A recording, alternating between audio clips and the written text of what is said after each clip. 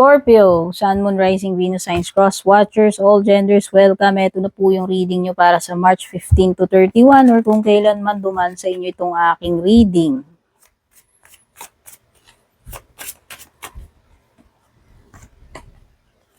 King of Cups, Water, Cancer, Scorpio, Pisces, Eight of Swords, Gemini, Libra, Aquarius.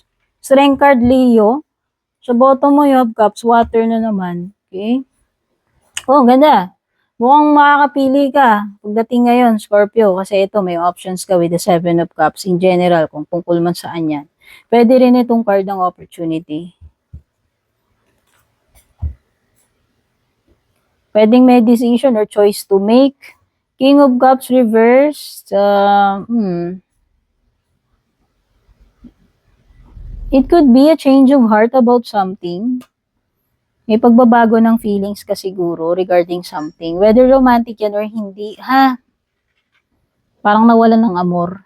Nag-iba yung pakiramdam about something or someone.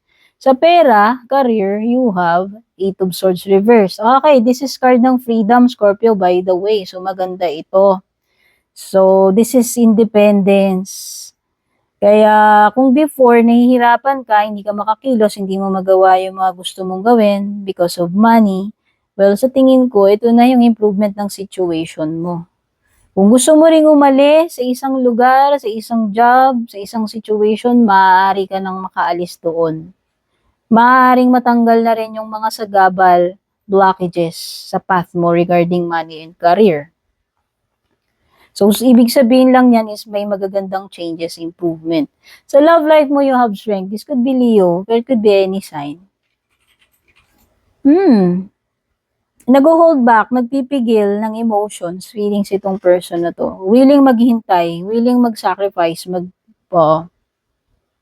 kung sino man itong person na ito.